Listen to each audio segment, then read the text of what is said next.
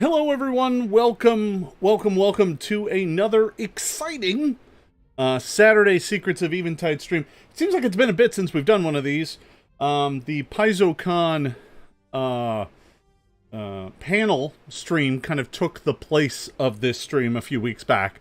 So it's been a bit since we've gathered to talk about some of the secrets of the campaign and kind of what is going on behind the scenes. So today I thought this would be a great opportunity to talk a bit about magic in the world of Eventide. I've talked a bit about this here and again. I've, kind of danced around the subject, and frankly, I haven't added a lot of the concrete rules about magic to the player's guide on MinotaurGames.com because, frankly, it doesn't feel finished to me, and I'm using my playtest groups to kind of work out some of the details before I, start releasing things that are more set in stone.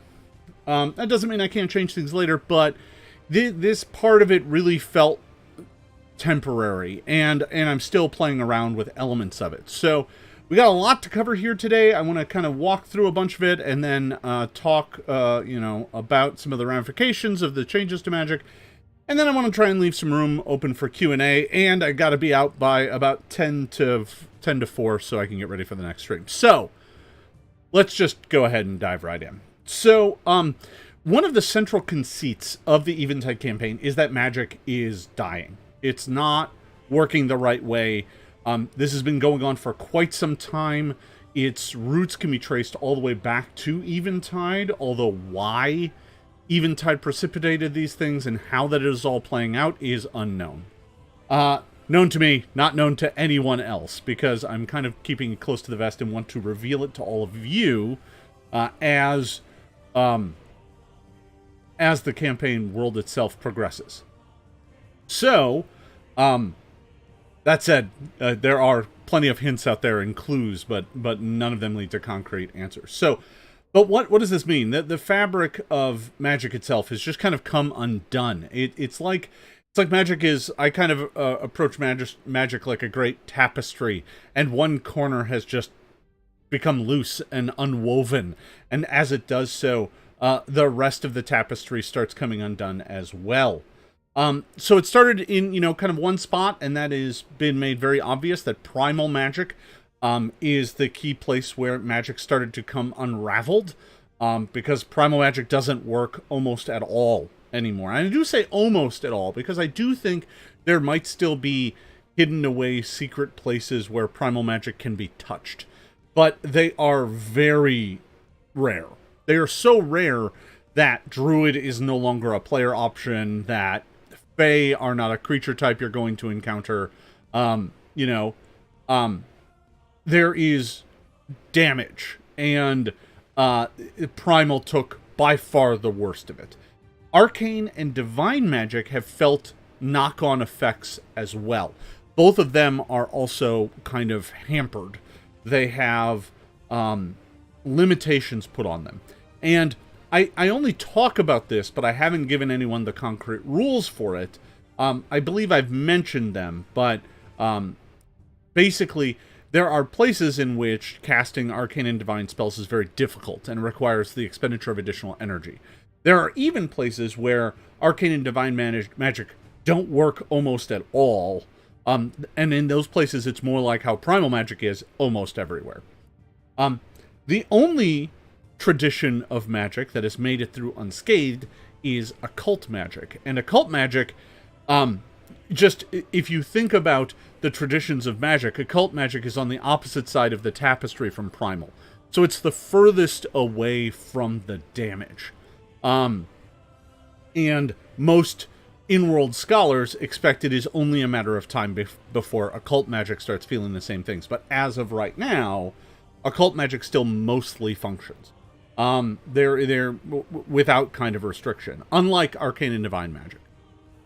So that's the kind of fabric, and the way that can be expressed is that there are levels of magic that exist in the world, and they're based on tradition and location.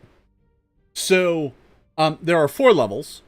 One level is, and in world right now, at least, and I'm contemplating changing this. Right now in world, the elves were some of the first people to discover and study the kind of variances in the levels of magic. So they're the ones who named or gave name to the various levels. So, and they used nature terms for it. So there are springs, which are abundant places of magic, where magic literally burbles to the surface and is easily touched. And even those without training can manipulate magic. There is forest, which is a verdant, healthy place, where magic works as normal. There is the plain, where magic is scarce and hard to touch, and requires additional efforts. And then there is the wastes. And the wastes, it just doesn't function almost at all. So, as a general guide, magic in the world is at the following levels. Primal magic is a waste globally. And this is in general terms. Arcane and divine magic are in a plain state globally. And occult magic is at forest. Now, that said, there are places where things are different, right? Where arcane magic is still at forest, or where arcane magic is at waste. There are places where occult magic is at spring, and other places where it might be at plain. But most things are within one step of where they currently exist. There are super rare places where that might not even be true, where they're 2 steps removed or 3 steps removed, but that I haven't defined any of those places yet. So that's the kind of levels. You could also think about it as abundant, flowing, sparse, and absent. So, you know, a 0 to 3 scale. You know, 0 being it's not there, 1 being 2 being okay, and 3 being really good. So that's the kind of way it's categorized in the world. Now, this damage to the tapestry of magic has 3 primary consequences. And the first one is by far the most obvious. That is spellcasting. You know, spellcasting and spellcasting characters have become far less common in the world, with the exception of occult casters, and most people don't, like, bards are all over the place, and most people don't even know that they can cast spells. Penumbrists are seen as these weird, you know, mystic cadre of folks that are born primarily out of Zankar, and you know, other than that, there aren't very many other occult casters. Now, obviously, Pathfinder has some other occult casters. You got psychics and things like that. Those do exist in the world. I haven't really detailed where they are right now, but they still exist and they still function. So, arcane and divine casters are kind of the most interesting of the lot here, because bards and penumbrists, they just cast their spells as normal, right? They don't need anything special. But arcane and divine casters, generally speaking, are walking around in a world where magic is difficult to wield. And absent any other solution, whenever they cast a spell, they have to burn 2 spell slots. That would really suck for those characters. But the folks who practice those forms of magic have learned workarounds. And those workarounds are basically kind of like objects that tie them to the fabric of magic in a way that allows them to more easily access it. And these objects are called links. Links are something that player characters start with for free. They start with a basic link for free that allows them to cast as normal. Because here's the thing about the magic system, if I could just take an aside here. It's meant to add flavor to the world, but I don't want it to change the way you play characters, by and large. I want it to affect how society works, but player characters are kind of special. They're above the fray. Adventurers are kind of reckless weirdos who wander the world, collecting odd things and risking their lives for treasure and glory. And as a result, they kind of play by different rules. And one way that manifests is that they start with a link for free. But links are not exactly common. You can't just go buy one. You generally have it gifted to you by a mentor or a teacher. Now, what is a link? Link varies based on what tradition you're talking about. So divine links are generally called reliquaries, and they contain they're a small, precious container that has some fragment of some divine relic in them, and the finger bone of a saint, the scrap from the first holy text of this faith, part of the cloth of one of the ancient, high priest's robes. It's something that's so suffused with divine power that merely having it on your possession kind of makes a bubble of better magic around you that allows you to cast spells better. And each one is different. So for divine casters, it's generally a reliquary. For arcane casters, it's a shard. It's a broken piece of a powerful magic item. So you might have a bit of an old staff, or a burnt out old ring, or some crystal that used to be at the tip of a wand, right? It's some, and it can't just be any object. It's not like you can just take a cheap wand and snap the end off and be like, haha, I got a link. That's not how it works. Links have to be kind of crafted and forged from relatively powerful items. So they're not common. Occult, there are technically occult links, but occultists don't need them, generally speaking. Occult characters don't need them. Those are called secrets, and there's something written or inscribed, and it's something that no one knows, and it's kept inside of a sealed container. And if anyone ever learns what's in it, the link stops working. That's its tie to the occult magic. And then, of course, there are roots, which are primal links, which are rare. You can't... They're super rare. They almost don't exist anymore. And a lot of them lost power, and, you may have a link in your cabinet, but you wouldn't know because it doesn't do anything anymore. So, what's a link do? A link allows you to treat the level of magic in your area as one stage higher, but not beyond forest. So if you're in a forest, you can't have a link and take yourself up to spring. Although there are some really powerful advanced ones that can do that, those are the exception. The normal rule is it allows you to go from waste to plain, or plain to forest. And that's really a good deal, because without that, you can't cast spells normally. So the characters in my home games, in my playtests, both have links. The sorcerer has a vial of their ancestors' blood. And I have a war priest cleric who has a scrap from a holy book, if I recall correctly. You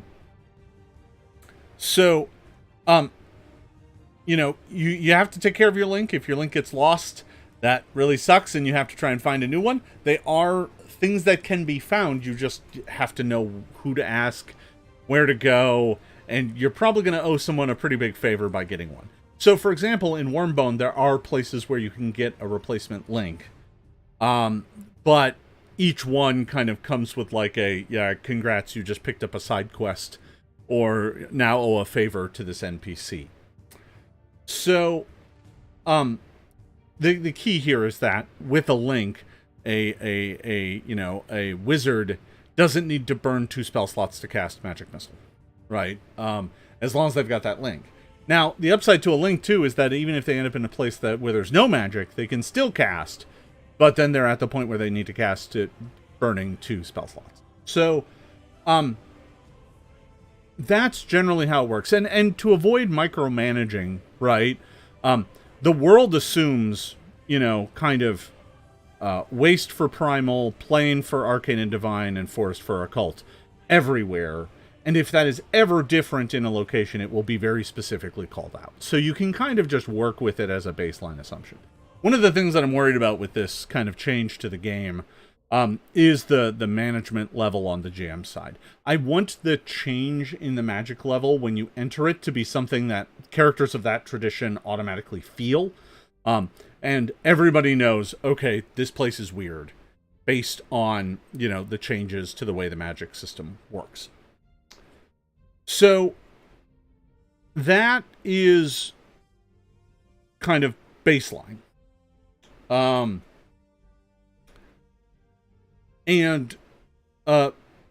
I see a question of how does this apply to monstrous casters like liches and dragons and um many of those creatures have become less common because their powers stopped working and they kind of came apart. But some learned to adapt and have learned how to use links themselves. So not all of them have lost their power. Some have. Some with lesser power, they just stopped doing it, right? But a lich certainly has learned how to master a link, right? And uses one, right? I can see that being a common thing. And links are valuable, but they're not the sort of thing you sell. So I'm still kind of teasing apart some of that stuff. But so you may end up with extra links at some point in time, but it's better to save them as a backup just in case yours gets stolen or destroyed or something terrible happens.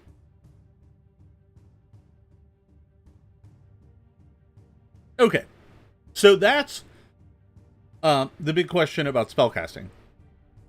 The next thing, because I said there were 3 big consequences here. The next bigger kind of consequence is how some spells have stopped working or don't work as well. Because this change to the tapestry of magic has messed with the world and its position within the planar cosmology. Right? So, here, let me bring up the cosmology. This is from the Cosmology Secrets in Eventide stream. If you haven't watched that one, I highly recommend you go back and check it out. Because it does contain some pretty good stuff. But, so this was the planar cosmology, right? So you've got the various different areas of magic, and, each one is radiating out from a kind of core realm and overlapping the material plane. But the Fey Court and the Plane of Vibrance are inaccessible now. The celestial realms and the astral plane and the ethereal plane and the elemental spheres are hard to access. And with all of that, kind of the entire planar cosmology is a little out of alignment. So things aren't going the way they're supposed to. And this has an effect on some spells. This kind of damage to this kind of connection maybe is part of the reason why magic isn't working the right way. There's a causal link here, and the result is some spells are changed and some don't work and some are erratic. So off the top, teleportation spells and spells that do planar travel don't work very well anymore, because hopping through planar boundaries is now unreliable. Because a lot of those spells did that by accessing the astral plane or the ethereal plane, right? And those things, that connection isn't stable anymore. So as a result, those spells aren't stable either. They don't function the right way. So that means that when you cast those sorts of spells, there's a chance they fail outright, or there's a chance they send you to the wrong place. So, that is kind of a problem. And most of the kind of more erudite, studious, spellcasters have learned some of this through trial and error, sometimes at great personal risk. But that's not all, right? Summon spells kind of work on some similar, principles in that they pull a creature to the world and then send it back. Well, the problem there is that sending the creature back may not always work, and when the spell expires, the creature becomes uncontrolled, and oftentimes pretty irate that it is now stuck here. In fact, in Wolfran's Fate, the elemental in the elevator is one such creature. It's stuck here.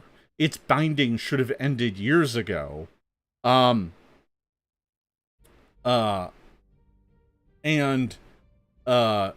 as a result, it's kind of lost. It just desperately wants to go home, and if death is the only way, then that's the way it'll have to be, right? So, sorry. All right.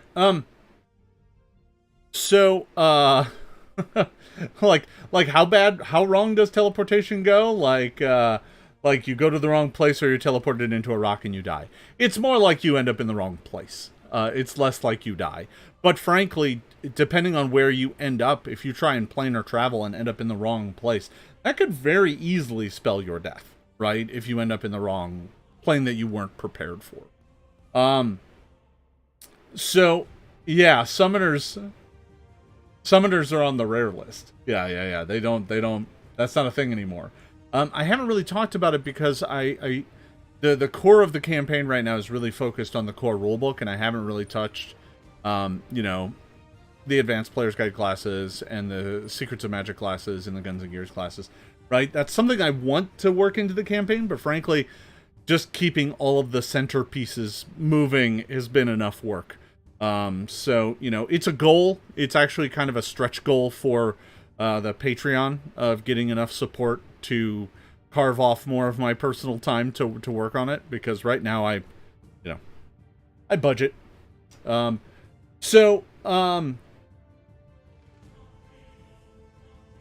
So, back to spells.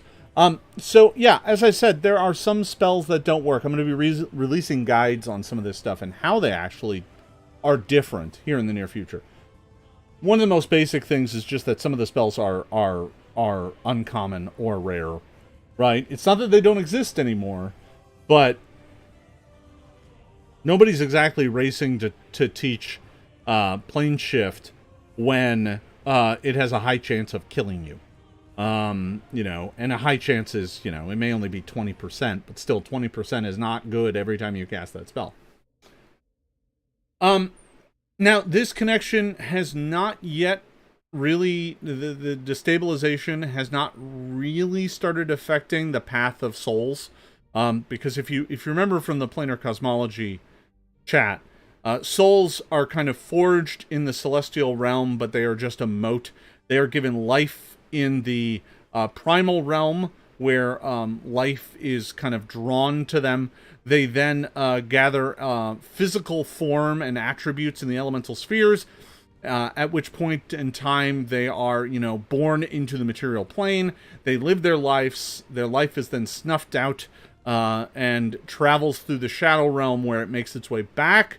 It's snuffed out by the shadow realm and then makes its way back through the astral plane back out to the celestial realms, where its knowledge is reincorporated into the cosmos.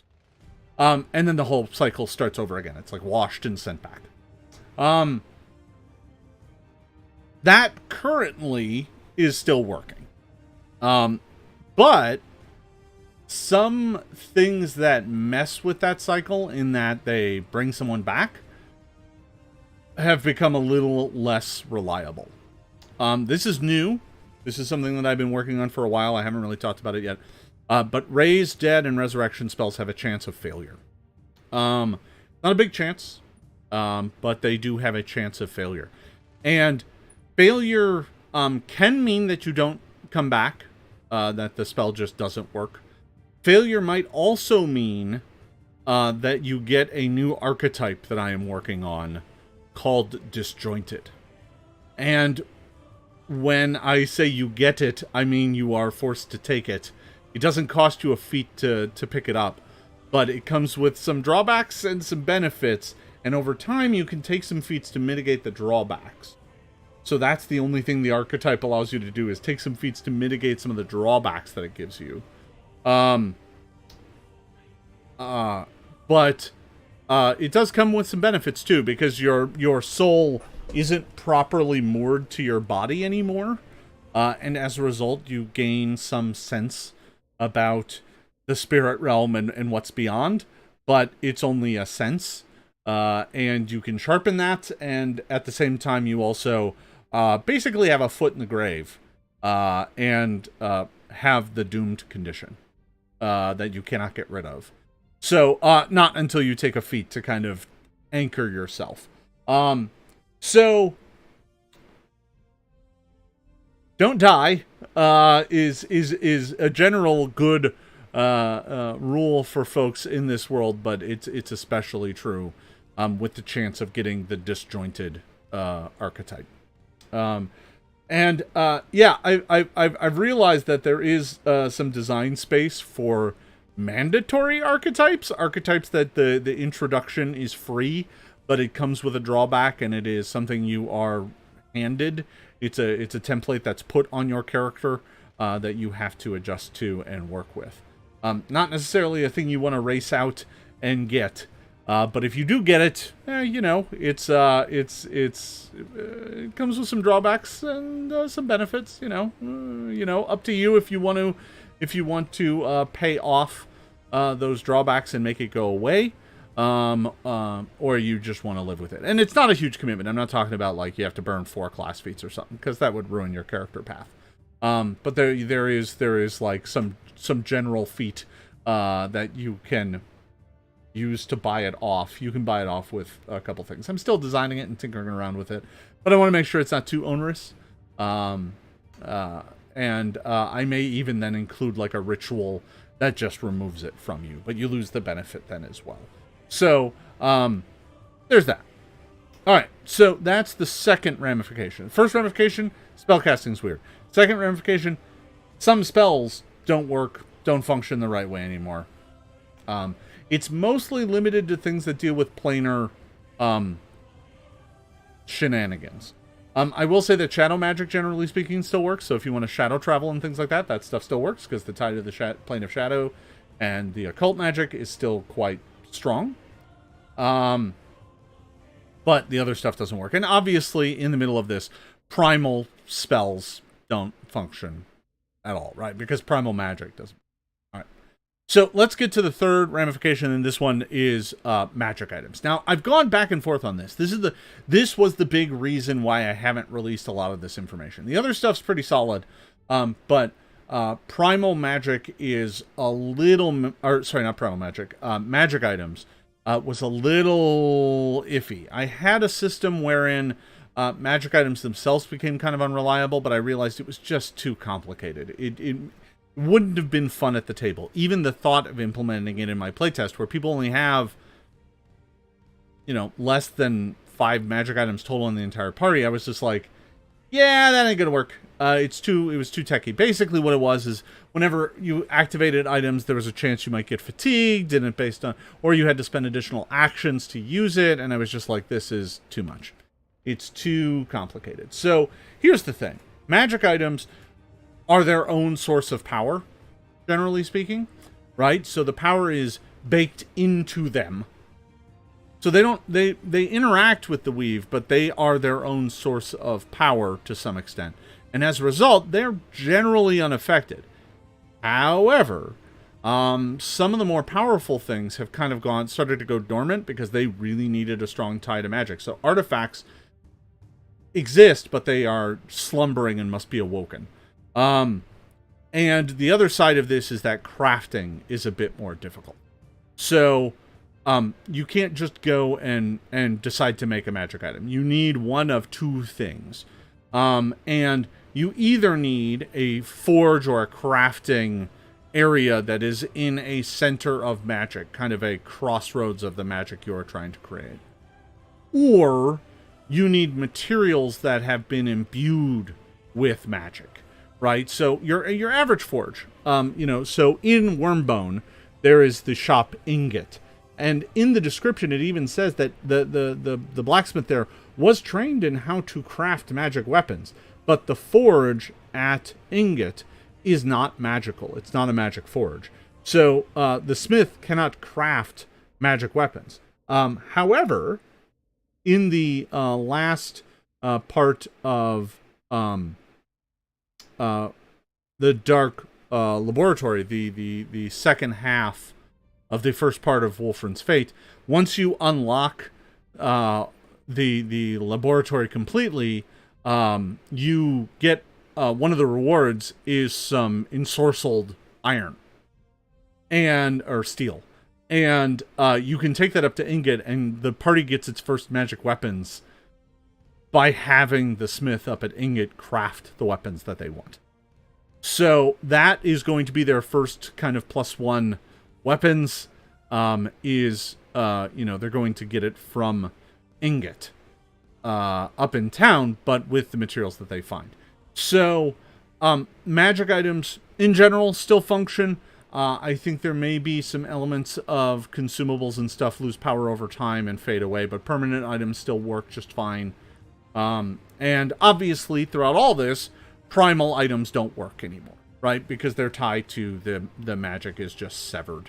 And just like that, if you go into a waste with other magic items, they will stop functioning as well. Especially arcane wastes. Arcane wastes are very dangerous because a lot of magic items don't function there. Primal wastes, or sorry, divine wastes are not as dangerous just because most magic items are arcane. Not all of them, but a lot of them.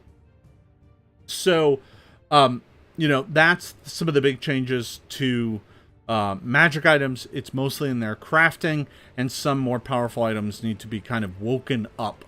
And the process by which you do that is you need to take them to a place where their magic works better and perform a ritual or something tied to them. That's really nothing, just something for artifact level magic. Most powerful magic items will just work. And again, this comes back around to wanting there to be change, but not wanting it to be something that you have to micromanage all the time during every game, right? Because fundamentally, GMs have enough stuff to do, enough things on their plate, that adding, oh, okay, now let's micromanage the spells and spellcasters and magic items and kind of determine how all of them work at all times in various different conditions is a bit much. I think the only time that I want folks to do that is when the story makes a big deal out of it. And not just have it be like, oh, yep, sorry, the corner of this inn is a waste. But just the corner, so if you step out of it, you're fine, right? I'm never going to do that. And this all ties together, right? So those are the three big consequences of the damage to magic. And now let's take a step back and just kind of look at the ramifications of these, because they do have some pretty deep changes to the world of the game. First of all, spellcasters are significantly less common than they were before, right? Up in the far north, there are still spellcasters. They're not things that people find mystical or unusual.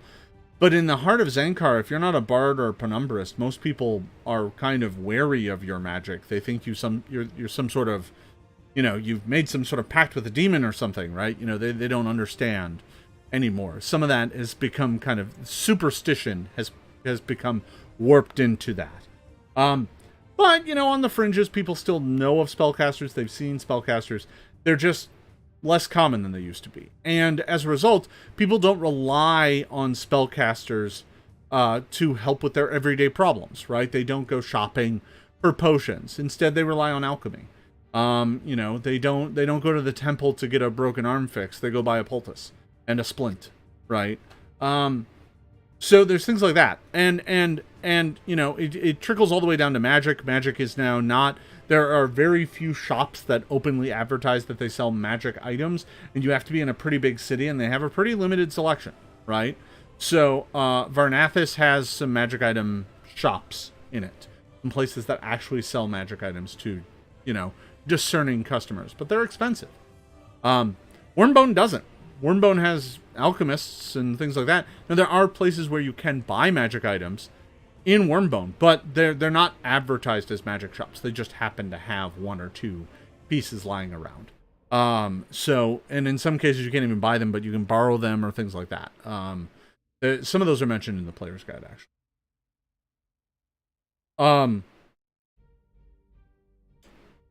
So, I see I got some questions. I'll hold on those here for just a second. Let me get back around to that. Yeah, that's the big question. There's some questions about quantity and things like that. So, the world itself is kind of moving on from magic, right? They're relying more and more on technology and alchemy and things like that because magic just isn't a part of their day-to-day lives anymore. That's a big deal, right? That changes a lot about what fantasy settings are here for. And it means that creatures, those who rely deeply on magic, a lot of them are gone, but, you know, some of them do still exist. And when they come knocking, you know, they have to find more mundane solutions to them. Dragons are pretty rare these days, but should one attack a town, they wouldn't have a lot of tools to kill it.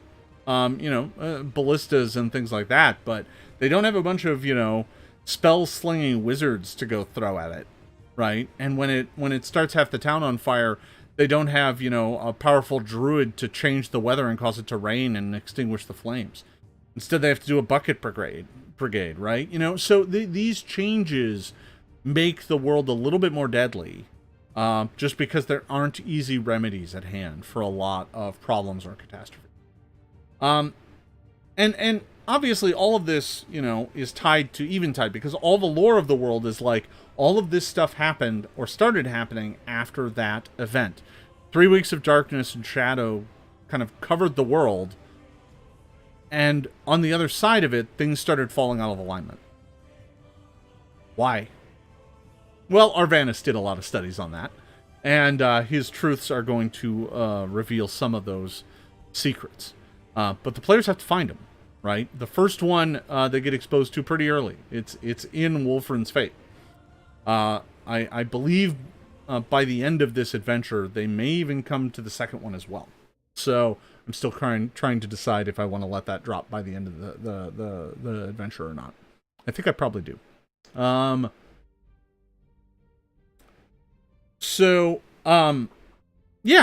Yeah, and yeah, it's beyond, you know, plagues and whatnot are more common and more dangerous, you know, because they don't have clerics to run around and just automatically cure things in an instant.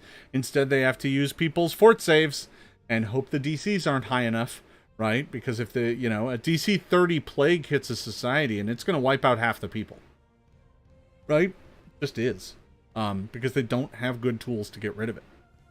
You know, here have a poultice that gives you a +2 isn't really going to help when your bonus is a 5. You know, it's just bad. So yeah, I think that about sums up everything I had to say on Magic at this point in time. A lot of this material. So if folks have questions, I'll get to those here in just a sec.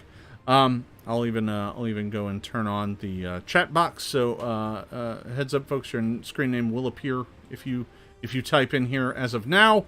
So we'll get that going. If folks have any questions, I'll be happy to kind of tackle some of them, and feel free to restate some of the earlier ones if you got them. So a lot of this material will end up in the player's guide, because players need to understand how it works. It's not something I'm going to keep secret from the players. The players need to understand how it works. They won't have details about where various zones of magic are or anything like that.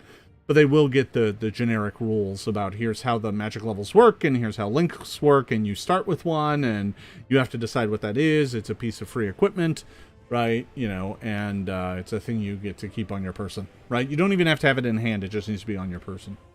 You know, this is something they'll be adding here hopefully soon. I'm trying to wrap up this first part of Wulfrun's Fate. That way I can... first of all, get some headway on the second part, which is, you know, due to start in, you know, like 3 weeks or something, is when I think the first group's going to hit it. So I have to start getting things ready for that. But I also want to get some more of this material in as well. Now, I had a question from before. Is that if ensorcelled metal, does it come in bulk? And does that mean you can create more small items versus large items? Or are the items, you know, made and then the enchantment is brought to them?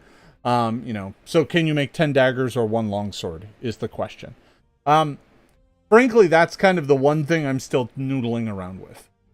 Because I have to decide within the next few days. Because my players are going to get that material.